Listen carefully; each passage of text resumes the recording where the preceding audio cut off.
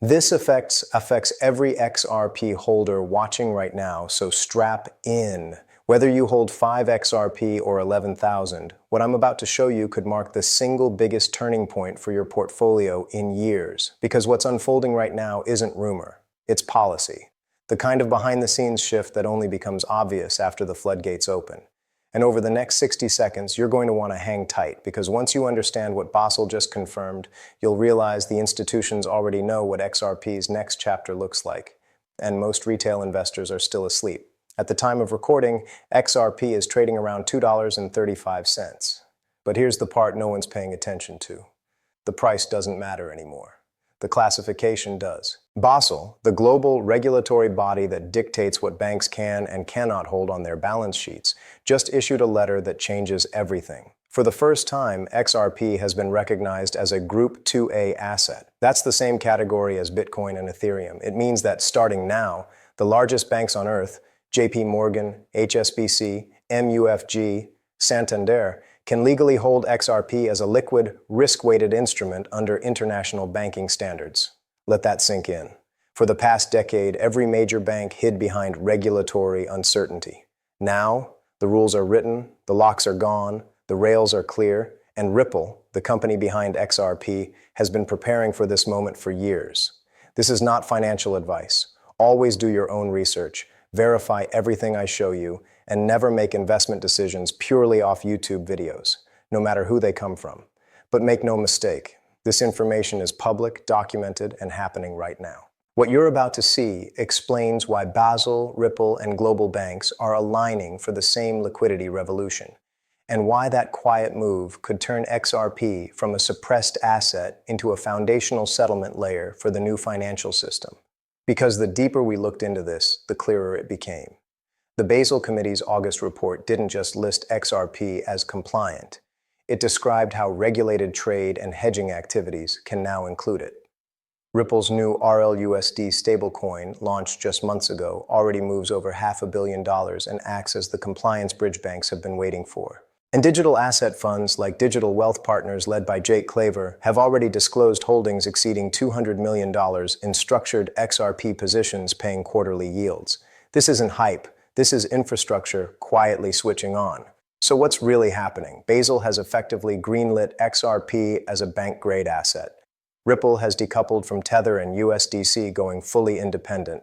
And the on-chain data shows over 300,000 companies in Asia, including state-owned giants, already connected to the XRP ledger. Every single one of those developments is a supply shock fuse waiting to ignite. Hold on tight, because by the end of this video, you'll see exactly why the Matrix Millionaire community believes XRP's next move won't be a slow climb. It'll be a repricing event driven by institutions who finally have the legal green light to buy. The banks aren't coming, they're already here. Now let's pull back the curtain and look at what's actually happening beneath the surface. Because while headlines are screaming about Bitcoin ETFs and Ethereum staking, the real story is being written in regulatory ink, not social media hype. When Jake Claver sat down with Ray Fuentes, he didn't mince words. He said, the moment regulatory clarity locks in, liquidity flows where compliance allows. And he wasn't speculating. He was confirming what we're seeing in real time. His hedge fund, Digital Wealth Partners, already has more than $200 million worth of XRP locked into structured yield products that pay quarterly distributions and are built directly on top of the XRP ledger. These aren't meme coin trades. These are institutional financial instruments. And here's their first rule: don't lose XRP. Their second rule: refer to rule number 1. Because even hedge funds now understand what most retail investors don't, that the supply game isn't about buying hype, it's about controlling liquidity before the herd arrives. Now let's talk about Basel's role, because this is the cornerstone of everything that follows. In August of 2025, the Basel Committee officially classified XRP under Group 2A assets, the same group that Bitcoin and Ethereum occupy. That single move gave banks the legal authority to hold XRP as a liquid, compliant, risk-weighted asset. In simpler terms, banks can now buy it, hold it, and build products around it without facing regulatory blowback. For context, under Basel, a Group 2A classification doesn't just mean approved, it means the asset meets liquidity, hedging, and exposure. Criteria used by the world's top central banks. Translation: Global banks can now integrate XRP directly into their balance sheets and liquidity models. Think about what that unlocks. Banks currently park over $20 trillion in idle Nostro and Vostro accounts just to make cross-border payments possible through SWIFT. That's capital doing nothing, sitting there waiting for settlement. Ripple's infrastructure, powered by XRP, eliminates that inefficiency entirely. No more locked-up reserves, no more multi-day settlements, instant, low-cost global liquidity. That's why Basel's letter isn't just a regulatory note. It's a liquidity migration signal. And this isn't happening in isolation. Over in Asia, particularly in China, over 300 banks and 300,000 small and medium-sized enterprises are already connected to the XRP ledger. That's not theory, that's implementation. We're talking about names like China Mobile, ChemChina, and China Railway, entities handling billions in transactional volume daily. A lot of you keep asking where I personally trade and accumulate my XRP. And honestly, I've moved almost everything over to Mexi. They're fast, they don't play games with withdrawals, and they've got some of the deepest XRP liquidity anywhere. If you haven't set up your account yet, do it now. It literally takes 30 seconds. The link is right down in the description and pinned comment. Remember, Mexi is one of the few platforms still letting you trade XRP pairs globally without restrictions. That's why serious holders are migrating there before the next liquidity event hits. Grab your account through my link below and lock in your position early. What's happening now is the merging of two worlds. Traditional finance finally has the green light, and digital infrastructure, RippleNet, RLUSD, and the XRP ledger is sitting there, turnkey ready. And that RLUSD piece, that's Ripple's stable coin, the key to institutional trust. It's audited, regulated, and integrated directly with XRP through something called auto-bridging. Here's what that means in practice. When RLUSD is exchanged for another asset on the ledger, XRP automatically becomes the bridge asset between both sides. That means every transaction, every conversion, burns a small fraction of XRP, shrinking supply while increasing demand. Even now, with the majority of RLUSD volume still on Ethereum, XRP's price remains resilient. But the moment Ripple fully migrates RLUSD volume onto the XRP ledger, that auto-bridging mechanism will go into overdrive. More transactions, more burns, less circulating supply. You're looking at a mathematically designed supply shock built directly into the system. So when people say XRP can't move like Bitcoin, they're right. It doesn't move like Bitcoin. It's engineered differently. Bitcoin is static. XRP is programmatic liquidity. It moves as adoption scales. And that's exactly what's starting to happen now. Regulation has aligned. Stablecoin rails are active. Institutional inflows have begun. This isn't a guess. It's a synchronization event. And as every piece of that puzzle clicks into place, it points toward one undeniable conclusion. The next liquidity cycle won't be led by hype. It'll be led by compliance. Here's where things start to get serious. Because once you understand what Basel just triggered and what Ripple has been quietly building, you'll see why this next phase isn't just another crypto rally. It's the beginning of institutional absorption. Jake Claver said it bluntly in his interview. There's a point coming where the average investor won't be able to get XRP, not because it disappears, but because it gets locked behind institutional walls. That might sound dramatic, but let's break down exactly why he's right. For the past decade, XRP has been traded freely on retail exchanges, Binance, Kraken, Bitstamp, Mexi, giving average holders a front-row seat to what's arguably the most advanced payment rail ever built. But with the Basel Group 2A classification, banks are no longer waiting for permission.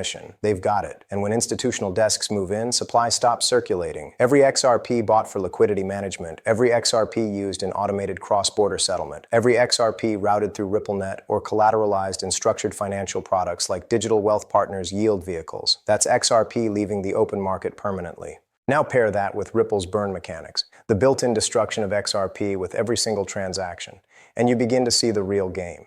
This isn't a speculative frenzy. It's a controlled liquidity capture. Let's zoom out. There are roughly 100 billion XRP tokens ever created. About half are locked in Ripple's escrow system. The rest, spread across retail exchanges, institutional wallets, and bridges. If banks, hedge funds, and remittance platforms begin absorbing XRP for settlement rails, the float available to the public collapses. That's not a guess. It's simple math. This is why XRP's future supply dynamic is unlike any other digital asset. Bitcoin inflates through mining. Ethereum inflates through staking emissions. XRP deflates through usage. And the catalysts are already compounding. Ripple's RLUSD volume is up over 600% year to date. Over 60 global financial licenses have been secured. Basel's approval now gives the green light for regulated ETFs, ETNs, and derivatives. And China, yes, China, is running an entire institutional testbed through the XRP ledger with over 300 banks and hundreds of thousands of businesses connected. Let's be clear, that's not speculative hype. That's integration. Imagine you're the CEO of a mid-sized European or Asian bank sitting on tens of billions in cross-border obligations. For years, your compliance department said no to crypto exposure. But now Basel says XRP qualifies. The risk models approve it, the regulators recognize it, the auditors can account for it. What do? You move. You shift liquidity from idle nostro accounts into tokenized settlement rails that save millions in daily operational cost. You lock those assets into systems that settle instantly, and every time you do, you drain supply from the open market. That's what's happening right now, quietly, efficiently, invisibly to the retail eye. And the irony? Most of the public still thinks XRP is the old coin, the banker's crypto, or stuck under regulation. Meanwhile, the actual bankers are preparing to deploy it at scale under global regulatory approval. Jake Claver warned that this transition will happen faster than most expect. He said, when institutions finally get the green light, retail won't even notice it's gone until it's already priced out. That's the emotional pivot. We're moving from a phase where everyday investors can stack to a phase where liquidity becomes exclusive.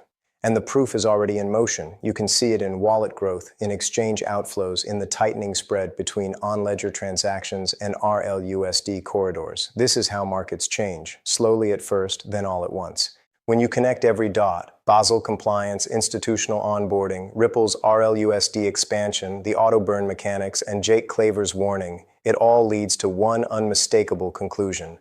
We are standing at the edge of the XRP repricing phase. This isn't a meme rally. This isn't hopium. This is the mathematical repricing of liquidity itself. Every major market transition in history followed the same pattern. Railroads, oil, the internet, now money. The ones who understood early didn't need to trade every move. They positioned and waited. Right now, XRP sits around $2.35. But price is just the symptom. The system underneath is being rebuilt. The rails are being replaced in real time, from Basel's green light to China's ledger integration, to US regulatory normalization. Each signal points toward a world where XRP becomes invisible infrastructure, the bridge beneath every transaction, powering trillions in daily movement. And by the time that realization hits retail headlines, the window to position will have already closed. So take this as a moment of clarity, not hype, but alignment. If you hold XRP today, you're not just speculating on a coin, you're holding shares of the new financial bloodstream. Whether it's 200, 2,000, or 20,000 XRP, it represents your stake in a monetary system being rebuilt from the ground up.